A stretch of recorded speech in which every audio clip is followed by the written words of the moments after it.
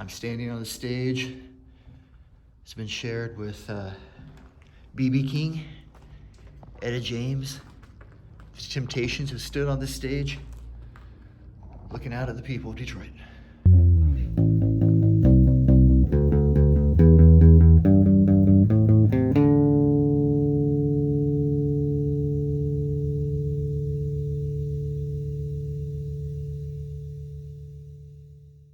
This is the site of the former Phelps Lounge on Oakland Avenue in Detroit's North End neighborhood. The street address of the two-story section is 9000 Oakland, and in 1921 it was home to a silent film house called the Academie Theater. The Academy changed hands a time or two, and in 1934 it was renamed the Echo Theater. This newspaper ad claims it was a beautiful theater for particular people, and it was always cool and comfortable. The single-story structure attached to the theater is 9006 Oakland, and in 1945 it housed a jazz club called Bizerte Bar. The Echo Theater closed down in 1952, while the Bizerte Bar kept going. In 1960, Edward Phelps bought the whole structure. He knocked down the wall between 9000 and 9006 Oakland Avenue and created the Phelps Cocktail Lounge, the Midwest's finest in entertainment. And it was a big deal.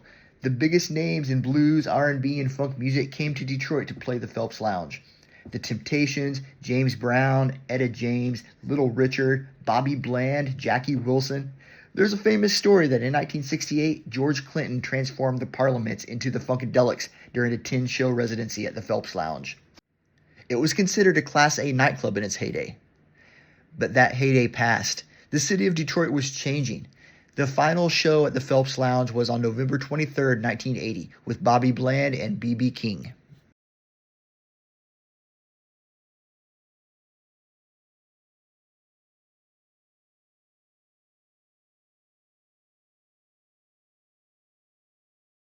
Two Detroit nightclub owners and a state prison parolee pleaded no contest Friday to a charge they attempted to burn a nightclub, Phelps Lounge at 9000 Oakland Avenue.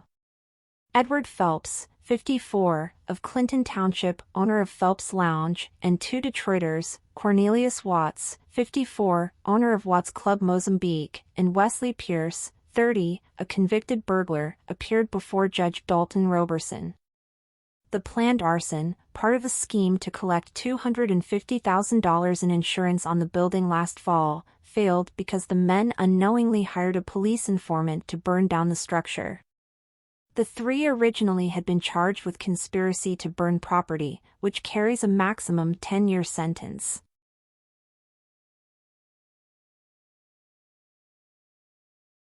The building has sat abandoned since that fire, forgotten for over 40 years. I recently had the opportunity to venture inside the historic nightclub. As you can see, it's in very poor condition.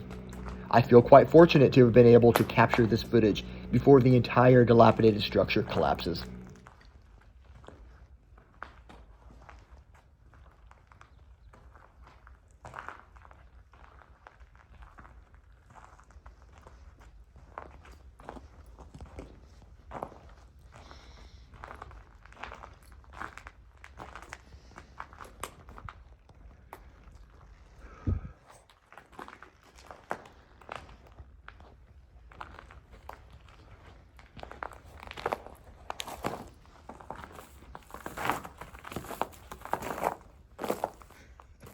Watch your step here, guys.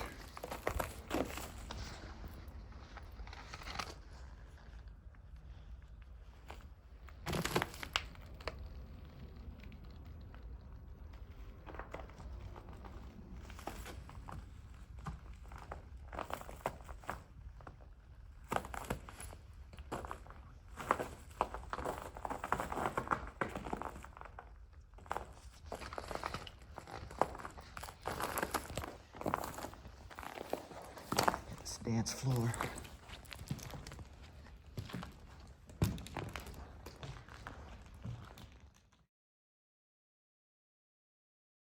So the door on the road here is boarded up, but you would come inside to this right here. I imagine would be the ticket counter, ticket booth.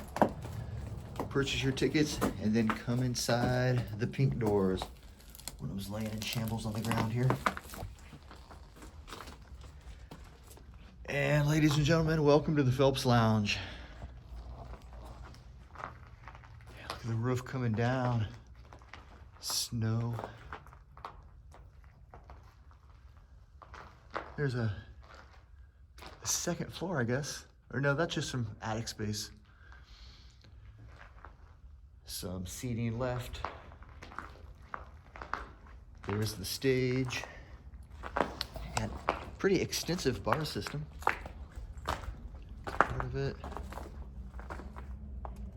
And we got a curvy bar over here.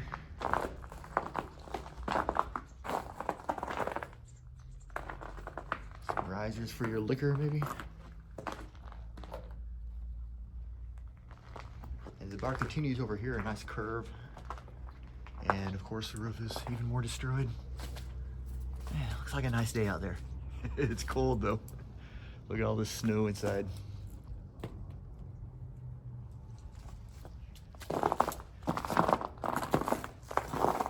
Here's some seating. Tables, bar tables here. In the back, you can see the toilets are still there. Here's another section of lounge seating. And then of course, here's the stage. I'm gonna climb up on the stage. All right. Feels pretty solid still.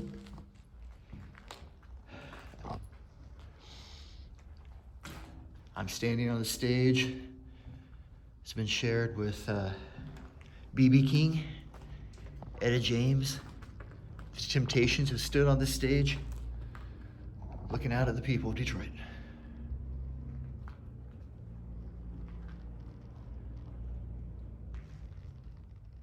It's the dance floor. The dance floor is in shambles. People tore it up. That dance floor was on fire. You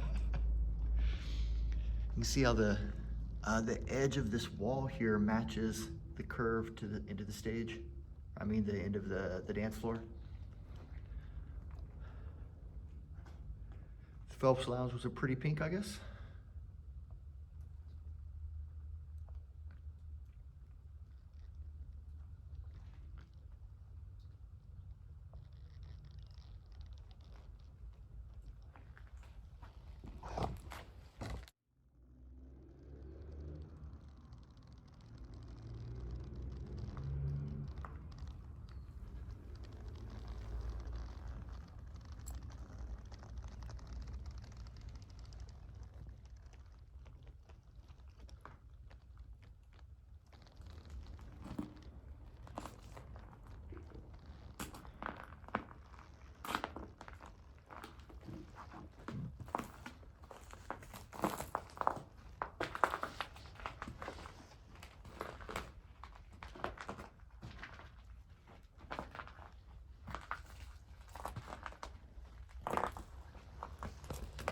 All right, basement of the Phelps Lounge.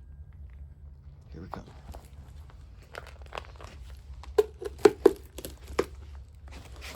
Watch the step here.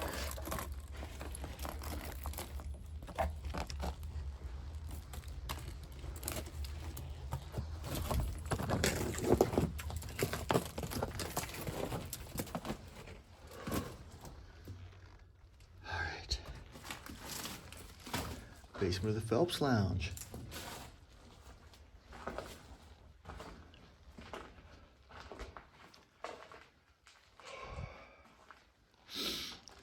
It's cold in here. I wonder if they held any events down here, or if it was all just storage. Maybe some after hours events. After parties went on down here.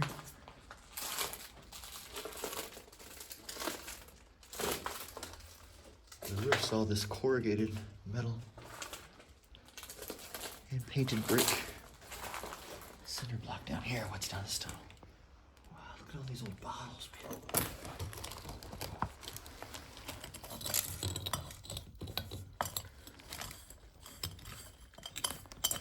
Labels gone.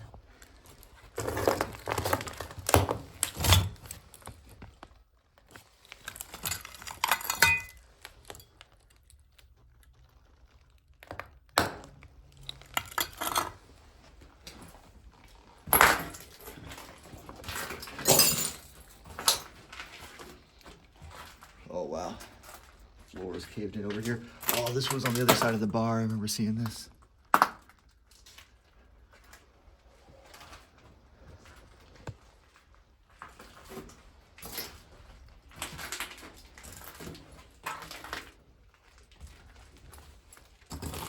So there's another set of steps right over here. Leads right up to the stage. I bet down here is where the band would gather and get ready. And they'd be announced, ladies and gentlemen, B.B. King. And then they'd walk right up the steps. Right up here to the stage.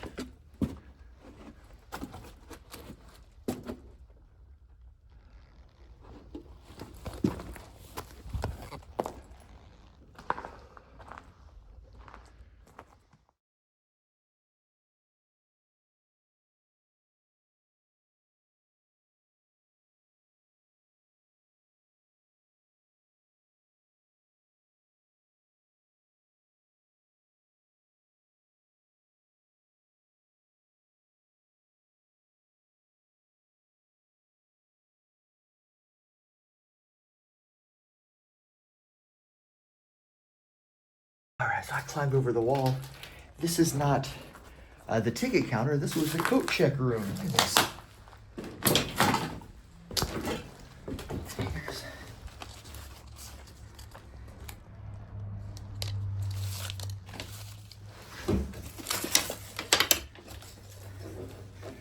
You're cool. Be number 93, sir.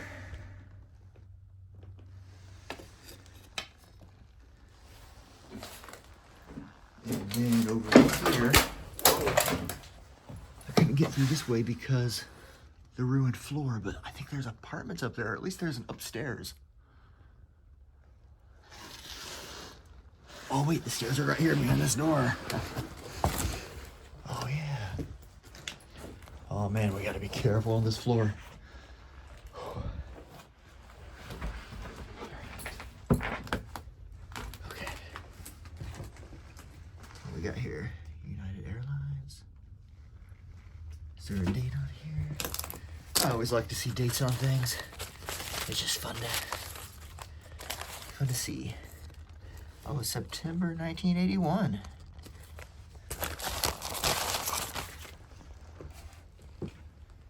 You know what this could be? A band or an artist's airline fare to fly here to the Phelps Lounge to perform. What does it say? It says... Oh wait, this says Edward Phelps. Wow. Edward Phelps. Okay, let's continue on. Oh my God, look at these stairs. Man, this could be where Edward Phelps lived.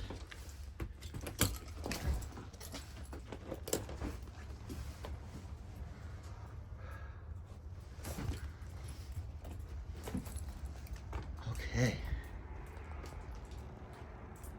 It's the apartment above the Phelps Lounge. There's the roof above the bar over there. You can see where it's caved in.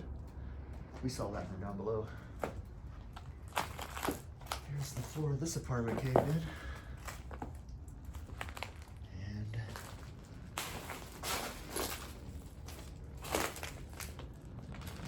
well, the paperwork just littered about. There's probably some important historic documents down here mixed up with all the crap. What's this? Phelps Cocktail Lounge.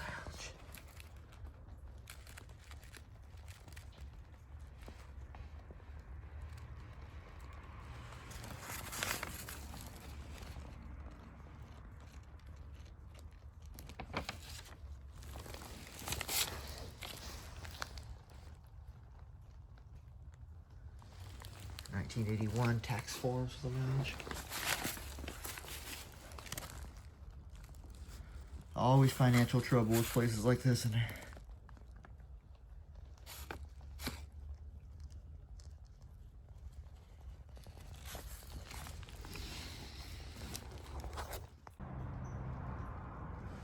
Here's a letter to Mr. Edward Phelps, P.O. Box 28, Fraser, Michigan. Let's see if I can read the date on here. It says Southfield, Michigan. What's that say? 81. A lot of this stuff is from 1981, 1984 I've seen. 1991.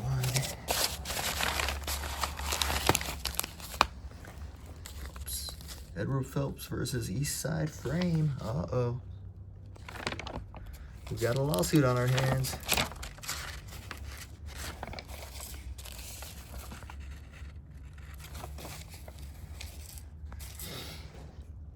$3,200 were personally required to repair and restore the frame and front end of the Volvo.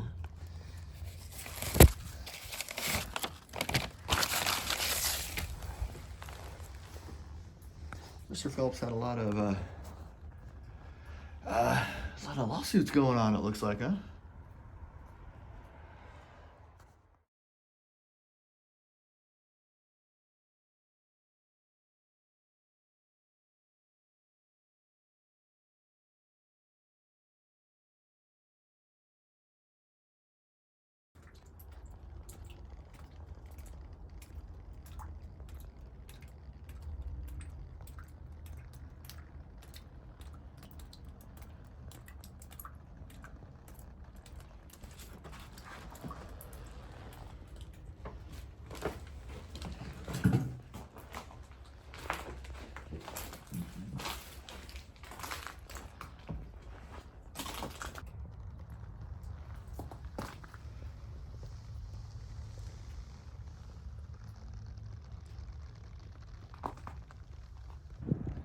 Out back, you can see these bricks crumbling, just barely hanging on.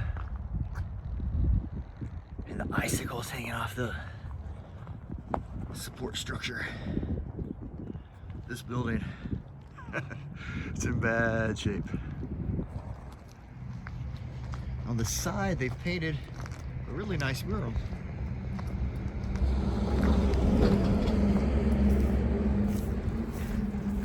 Look at it, see if we can find the artist who did it. Yeah, I think I see his name down here.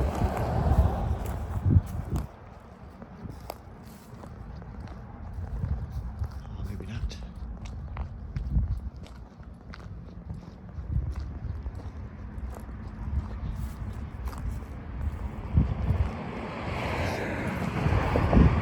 Kobe Solomon. It's a nice mural there, Mr. Solomon. Got a purple robot-esque female warrior. It's cool how the mural continues on down the building. It kind of dissipates into the ether off the edge of her sword.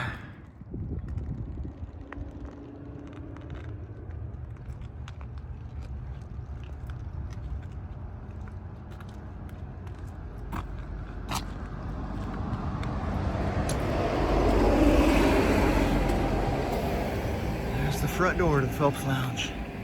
Man, it's a crumbling building.